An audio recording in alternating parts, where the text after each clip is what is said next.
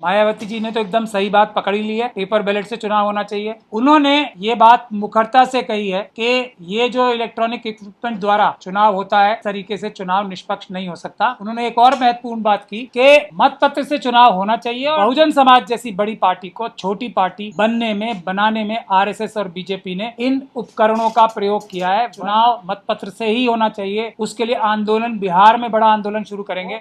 BJP और RSS अपनी मनमर्जी का चुनाव आयुक्त बना रही है कि वोटर लिस्ट में धांधली होती है। वोटिंग परसेंटेज प्रोविजनल, जो 5 बजे की वोटिंग परसेंटेज चुनाव आयोग जिसकी घोषणा करता है और उसके अगले दिन जो घोषणा करता है उसमें 8% तक का बढ़ोतरी हो जाती है। Bharatiya Janata party selective voting करा के, मतलब के बोगस वोटिंग करा के चुनाव जीतती है और देश की जनता से जो एविडेंस है, जो सबूत है, वो छुपाती है। सीसीटीवी और वीडियोग्राफी ना देके पेपर बैलेट की डिमांड एक ऐसी डिमांड है जिसमें कोई भी कमी चुनाव आयोग नहीं निकाल सकता। और उससे भी बड़ी बात कि हम चुनाव आयोग की सारी बातों को एकदम सफेद झूठ उन्हीं द्वारा दी गई मटेरियल से साबित कर सकते हैं। जो तरीका है चुनाव कराने का और चुनाव की सभी प्रक्रियाओं की वीडियोग्राफी करने का, वो वीडियोग्राफी और सीसीटीवी फुटेज और फॉर्म 17C दे दे, जनता देखे और खुद फैसला करे कि क्या मशीनें बदली जा रही है नहीं बदली जा रही, क्या मशीनों में छेड़छाड़ हो रही है नहीं हो रही, क्या सिंबल लोडिंग यूनिट के टाइम पे चारों के चारों उपकरण जो है, सिंबल लोडिंग यूनिट, बीयू, सीयू और वीवीपैट जोड़े जाते हैं एक साथ या नहीं जोड़े जाते, क्या अलग अलग समय पे इलेक्ट्रॉनिक इक्विपमेंट जो है मशीनों के आसपास मंडराते हैं या नहीं मंडराते। ये सभी बातें क्या चुनाव आयोग ने अपना ही प्रोटोकॉल फॉलो किया नहीं किया है, वीडियोग्राफी और सीसीटीवी के फुटेज के माध्यम से नजर आ जाए। एक ही डिमांड है, बस एक ही, इसका कोई जवाब चुनाव आयोग के पास नहीं है। मुख्य बिंदु बन गई है देश का और उसका श्रेय मैं समझता हूँ सबसे ज़्यादा आप लोगों को जाता है, जो आप ईमानदार पत्रकार हो। आप लोगों को याद होगा पिछली प्रेस कॉन्फ्रेंस हमने 1 तारीख को की थी और ये ऐलान किया था कि 14 जून को मतपत्र वापस लाने के लिए और जो इलेक्ट्रॉनिक इक्विपमेंट हैं, इलेक्ट्रॉनिक उपकरण हैं, उससे चुनाव बैन कराने के लिए हम लोगों ने एक जंतर मंतर पे आने वाली 14 जून को 11 बजे एक कंसल्टेटिव मीटिंग रखी है अपने सभी साथियों की। 14 जून को 11 बजे जंतर मंतर पे ये ऐलान हमने 1 तारीख को किया था। उसके कुछ ही दिनों बाद 2 बड़ी घटनाएं हुई। एक, बहुजन समाज पार्टी की जो सुप्रीमो हैं बहन मायावती जी, उन्होंने ये बात मुखरता से कही है कि ये जो इलेक्ट्रॉनिक इक्विपमेंट द्वारा चुनाव होता है, वो जो सभी विपक्षी पार्टियां जिसका विरोध कर रही हैं वो भी उसमें विरोध अपना दर्ज कराती हैं और उन सबके साथ वो भी ये बात कहती हैं कि इस तरीके से चुनाव निष्पक्ष नहीं हो सकता। और उन्होंने एक और महत्वपूर्ण बात की कि मतपत्र से चुनाव होना चाहिए और जैसे ही मतपत्र से चुनाव होगा वैसे ही बहुजन समाज पार्टी के अच्छे दिन आ जाएंगे। ये सबसे महत्वपूर्ण बात है और मुझे बहुत खुशी है आप लोगों के सहयोग से और देश की जनता के सहयोग से मायावती साहिबा को ये बात अब अच्छे से समझ में आ गई है कि बहुजन समाज जैसी बड़ी पार्टी को छोटी पार्टी बनाने में आरएसएस और बीजेपी ने इन उपकरणों का प्रयोग किया है। वरना बहुजन समाज पार्टी भले ही कितने भी स्लीपर सेल उसमें आ जाएं, मिश्रा जी जैसे, उसको इतना कमज़ोर कभी नहीं कर सकते थे। मुझे बहुत खुशी है और इस बात की मुबारकबाद मैं आपको देना चाहता हूँ। मैं मायावती जी से ये भी गुजारिश करूँगा कि 14 जून को हमारा जो जंतर मंतर पे एक मंत्रणा का प्रोग्राम है और उसके बाद हम सब लोग बिहार जाएंगे। पटना में एक बड़ा प्रोग्राम 14 तारीख को ही अनाउंस करेंगे और उसके बाद बिहार के हर एक डिस्ट्रिक्ट में मतपत्र वापस लाने के लिए चुनाव मतपत्र से ही होना चाहिए। उसके लिए आंदोलन, बिहार में बड़ा आंदोलन शुरू करेंगे। उसमें वो अपना सहयोग करें और किसी अपनी पार्टी के कार्यकर्ता या नेता को भेजें ताकि हम लोग उनका सहयोग प्राप्त कर सके, देश की जनता उनका सहयोग प्राप्त कर सके, उनकी पार्टी का सहयोग प्राप्त कर सके।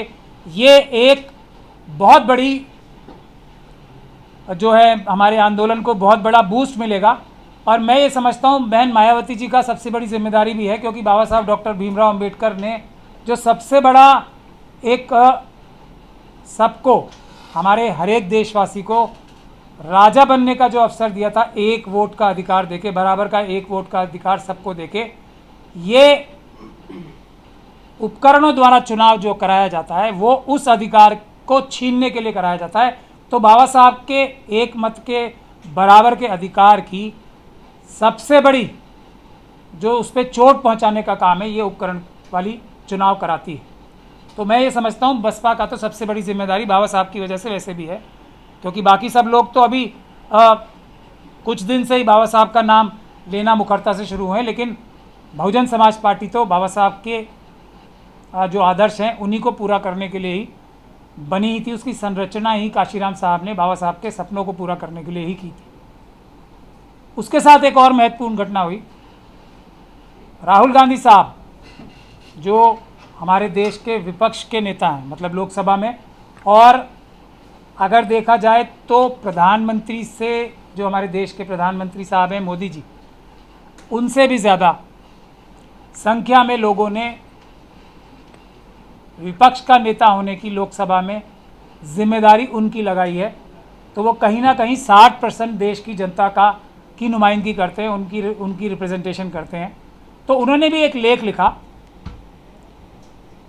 और उस लेख में 5 बिंदु उन्होंने उठाए।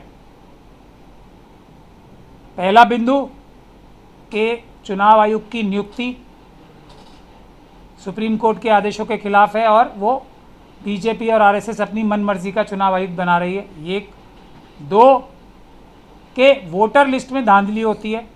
तो 3, वोटिंग परसेंटेज प्रोविजनल, जो 5 बजे की वोटिंग परसेंटेज चुनाव आयोग जिसकी घोषणा करता है और उसके अगले दिन जो घोषणा करता है उसमें 8% तक का बढ़ोतरी हो जाती है। ये तीसरा। और चौथा कि Bharatiya Janata party selective voting करा के, मतलब बूथ वाइज बोगस पोलिंग करा के, बोगस वोटिंग करा के चुनाव जीतती है। और 5वां, वो देश की जनता से जो एविडेंस है, जो सबूत है, वो छुपाती है, सीसीटीवी और वीडियोग्राफी ना देके। राहुल गांधी जी ने अपने एडिटोरियल में मेरा नाम तो नहीं लिखा, शायद जो स्लीपर सेल्स हैं उन्होंने रोक लिया होगा राहुल गांधी जी को मेरा नाम लिखने से अपने एडिटोरियल में, और मुझे उसकी कोई तकलीफ़ भी नहीं है। लेकिन मेरे वाले केस का जिक्र ज़रूर किया कि पंजाब हरियाणा हाई कोर्ट से जो आदेश हुआ था वो मेरे वाले ही केस में हुआ था। और इंडियन एक्सप्रेस ने अगले दिन जो राहुल गांधी जी के एडिटोरियल के खिलाफ अपने फ्रंट पेज पे जो एक अपना निष्कर्ष छापा, उसमें मेरा नाम लिखा था उन्होंने, पर राहुल गांधी जी के एडिटोरियल में मेरा नाम, मेरे केस का नाम नहीं था। उसका जिक्र ज़रूर था। उस कोर्ट के आदेश को निरस्त करने के लिए बीजेपी की सरकार ने चुनाव आयोग के साथ मिलकर कानून ही बदल दिया। ये राहुल गांधी जी को शायद अभी तक बताया नहीं गया है कि जयराम रमेश साहब, जो उन्हीं के पार्टी में एक बड़े नेता हैं, जो जिन्हें हम स्लीपर सेल कहते हैं और वो हैं भी, उन्होंने हमारे इस मतपत्र वापस लाने के आंदोलन को 4.5 महीने तक डिले किया सुप्रीम कोर्ट में अपनी पिटीशन डाल के। उसकी वजह से 4.5 महीने देरी हुई। लेकिन उस जाल से भी जयराम रमेश साहब के हम 17 अप्रैल को बाहर आ गए। सुप्रीम कोर्ट से हमने वो क्लैरिफिकेशन ले ली कि जयराम रमेश साहब की जो पिटीशन है उसकी वजह से हमारे हाई कोर्ट की पिटीशन, ये पंजाब हरियाणा हाई कोर्ट की पिटीशन में भी कोई रुकावट नहीं आई। वरना चुनाव आयोग हर जगह यही कह रहा था कि प्राचा साहब की कोई भी पिटीशन ना सुनी जाए, क्योंकि जयराम रमेश साहब की सुप्रीम कोर्ट में जो पिटीशन है उसका इंतज़ार किया। खैर ये भी हो गया। उसके बाद राहुल गांधी जी ने एक ट्वीट भी किया। तो उससे पहले मैं ये बताना चाहता हूँ कि जो पहले 4 पॉइंट राहुल गांधी जी के थे, उसका बड़े ही मुखरता से चुनाव आयोग ने इनडायरेक्टली उसका विरोध किया है और ये बोला है कि राहुल गांधी जी ने तथ्यों के आधार पर बात नहीं लिखी है और उनको शायद तथ्य पता ही नहीं है। उनका जो ईगल ग्रुप है, जो बहुत ही एक्सपर्ट ग्रुप बता के उनको बनाया गया है चुनाव में धांधलियाँ रोकने के लिए, उन्होंने राहुल गांधी जी के डिफेंस में कोई बात अभी तक नहीं कही है। चुनाव आयोग को गलत ठहराया नहीं है। जो चुनाव आयोग ने अपना राहुल गांधी जी का जो एडिटोरियल था उसको झूठा ठहराया है।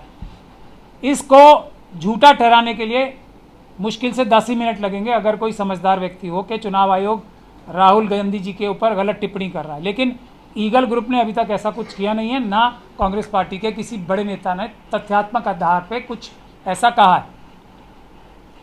अगर वो चाहें तो प्यारेलाल गर्ग साहब हैं, डॉक्टर प्यारेलाल गर्ग, क्योंकि उनका सारा डेटा तो वहीं से आता है ना, ईगल ग्रुप का। पैसे भले ही वो कितने खर्च करा लें कांग्रेस पार्टी के, लेकिन डेटा तो सारा प्यारेलाल गर्ग साहब से ही वो एक तरीके से प्लेजरिज्म करते हैं।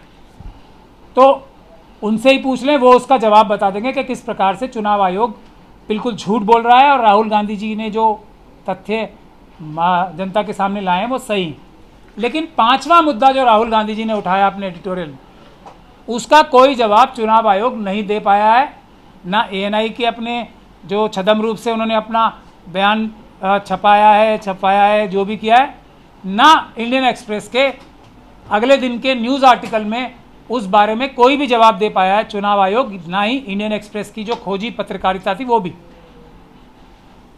तो मेरा राहुल गांधी जी से, मायावती जी ने तो एकदम सही बात पकड़ी ली है, पेपर बैलेट से चुनाव होना चाहिए। राहुल गांधी जी से भी मेरा नम्र निवेदन है कि अपने स्लीपर सेल्स की बातों को कुछ समय के लिए नज़रअंदाज करें। पेपर बैलेट की डिमांड एक ऐसी डिमांड है जिसमें कोई भी कमी चुनाव आयोग नहीं निकाल सकता। और उससे भी बड़ी बात, जो हम लोगों के केस हैं, मेरे जो केस हैं, वो 2 लाइनों पे बेस्ड हैं, सिर्फ 2 लाइनें। इसका कोई जवाब ना मोदी जी के पास है, ना आरएसएस के पास है, ना चुनाव आयोग के पास है। और यही हमारा आंदोलन है कि हम चुनाव आयोग की सारी बातों को एकदम सफ़ेद झूठ उन्हीं द्वारा दी गई मटेरियल से साबित कर सकते हैं। 2 लाइनों की बात है। पहली, कि चुनाव आयोग ने जो स्वयं घोषित जो प्रोसीजर है, जो तरीका है चुनाव कराने का और चुनाव की सभी प्रक्रियाओं की वीडियोग्राफी करने का, उसकी कॉपी कानूनी रूप से एक नागरिक का, और क्योंकि महमूद प्राचा भी एक नागरिक हैं जिसने इसमें कानूनी कार्रवाई कर रखी है, उसका अधिकार है वो वीडियोग्राफी और सीसीटीवी फुटेज और फॉर्म 17C दे दें। और अगर उस सीसीटीवी फुटेज, वीडियोग्राफी में और फॉर्म 17C के माध्यम से ये नज़र आ जाता है जनता को, मैं कोई काम नहीं करूंगा, सिर्फ इतना ही करूंगा, ये रही वीडियोग्राफी, जनता देखे और खुद फैसला करे कि क्या मशीनें बदली जा रही हैं नहीं बदली जा रही, क्या मशीनों में छेड़छाड़ हो रही है नहीं हो रही, क्या सिंबल लोडिंग यूनिट के टाइम पे चारों के चारों उपकरण जो है, symbol loading unit, BU, CU और वीवीपैट जोड़े जाते हैं एक साथ या नहीं जोड़े जाते, क्या अलग अलग समय पे इलेक्ट्रॉनिक इक्विपमेंट जो हैं मशीनों के आसपास मंडराते हैं या नहीं मंडराते।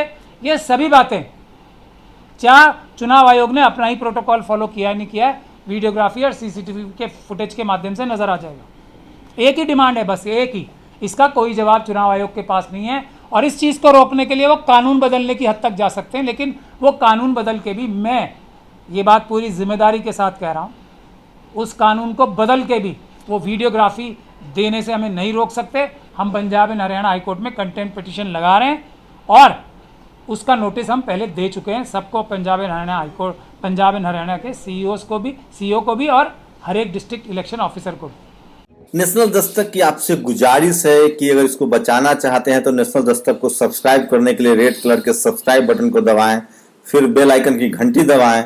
नेशनल दस्तक को बचाने के लिए बहुत जरूरी है कि हर खबर को शेयर करें, लाइक करें, कमेंट जरूर करें।